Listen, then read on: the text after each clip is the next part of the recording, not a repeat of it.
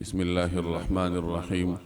حضرت ابو ہریرہ رضی اللہ تعالی عنہ کی روایت ہے کہ نبی کریم صلی اللہ علیہ وسلم نے ارشاد فرمایا، جس کا مفہوم یہ ہے کہ شوہر دیدہ لڑکی سے نکاح کے وقت مشورہ کیا جائے اور کنواری لڑکی سے نکاح کے وقت اجازت لی جائے۔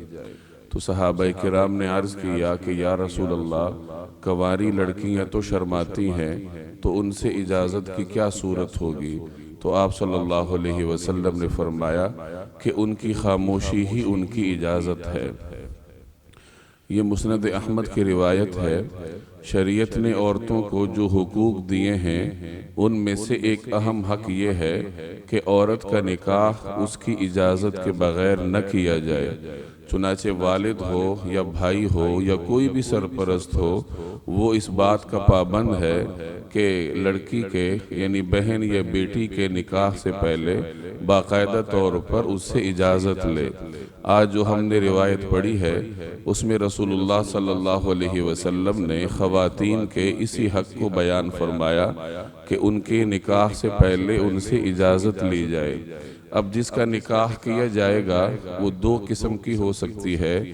کچھ خواتین ایسی ہوتی ہیں کہ کسی وجہ سے ان کا نکاح ختم ہو جاتا ہے کہ شوہر کا انتقال ہو گیا یا کسی وجہ سے طلاق ہو گئی، اب دوبارہ ان کے نکاح کی ضرورت پڑتی ہے، تو ایسی خواتین سے باقاعدہ اجازت لینے کا حکم ہے، اور وہ صراحتاً جب اجازت دیں گی تو اس وقت سرپرست ان کا نکاح کر سکتا ہے۔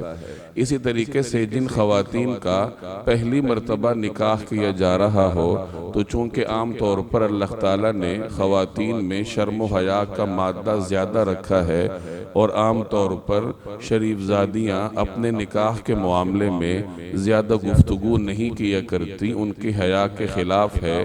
اس لیے کنواری لڑکیوں کے بارے میں یہ حکم دیا کہ اگر وہ شرم و حیا کی وجہ سے باقاعدہ طور پر بات نہ بھی کریں بلکہ سرپرست کے اجازت لینے کے جواب میں خاموش ہو جائیں، تو ان کی خاموشی ہی ان کی اجازت ہے، یعنی سرپرست اس کے تأثرات سے ہی اندازہ لگا کر اس سے اجازت لے سکتا ہے۔ سنن ابی داؤد کی ایک روایت ہے کہ ایک عاقل بالغ لڑکی حضور صلی اللہ علیہ وسلم کی خدمت میں حاضر ہوئی اور اس نے عرض کیا کہ یا رسول اللہ، میرے والد نے میرا نکاح میری مرضی کے خلاف کیا ہے، مجھ سے اجازت لیے بغیر کیا ہے۔ تو آپ صلی اللہ علیہ وسلم نے اس خاتون کو اختیار عطا فرمایا، یعنی نکاح باقی رکھنے کا یا نہ رکھنے کا اختیار اس بچی کو عطا فرمایا کہ اگر وہ اس پہ رضامند ہو تو نکاح کو برقرار رکھے، اور اگر وہ رضامند نہیں ہے تو چونکہ اس سے اجازت لیے بغیر یہ نکاح کیا گیا، تو آپ صلی اللہ علیہ وسلم نے اس کو نکاح ختم کرنے کا اختیار دیا۔ یہ وہ حقوق ہیں جو رسول اللہ صلی اللہ علیہ وسلم نے خواتین کو عطا فرمائے ہیں، اور ہر مسلمان ان حقوق کی پابندی کرنے کا پابند ہے۔ چنانچہ آج جو ہم نے روایت پڑھی اس میں اسی کا بیان ہے کہ رسول اللہ صلی اللہ علیہ وسلم نے ارشاد فرمایا کہ لڑکی چاہے شوہر دیدہ ہو، یعنی پہلے سے شادی شدہ ہو اور اب نکاح ختم ہو چکا تو دوبارہ نکاح ہو رہا ہے، تو لڑکی چاہے شوہر دیدہ ہو یا کنواری ہو، اس سے اجازت لی جائے۔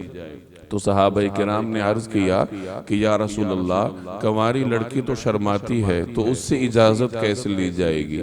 تو آپ صلی اللہ علیہ وسلم نے فرمایا کہ اس کی اجازت اس کی خاموشی ہے، اس کا سکوت، خاموشی اور تأثرات ہی اس کے سرپرست پر واضح کر دیں گے کہ وہ اس نکاح پر رضامند ہے یا نہیں۔ اگر وہ رضامند ہو تو سرپرست آگے اس کا نکاح کر سکتا ہے، ورنہ اس کو نکاح کرنے کا کوئی اختیار نہیں ہے۔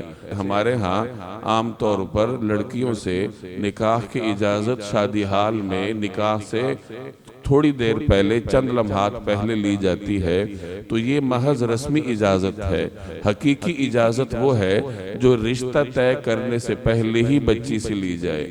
جب والد نے کہیں رشتہ طے کرنا ہو تو فیصلہ کرنے سے پہلے وہ اپنی بیٹی سے مشورہ کرے، اپنی بیوی کے ذریعے یا اس کی دیگر بہنوں کے ذریعے اس کے تأثرات معلوم کروائے اور اس کی رضامندی کے بعد رشتہ طے کرے۔ تو جب ان شرائط کی پابندی ہوتی ہے، حدود کی پابندی ہوتی ہے، تو پھر معاملے میں بگاڑ نہیں آتا۔ کائنات میں بگاڑ اور فساد اس وقت پیدا ہوتا ہے جب شریعت کی حدود کو پامال کیا جائے۔ اللہ جل جلالہ عمل کرنے کی توفیق عطا فرمائے۔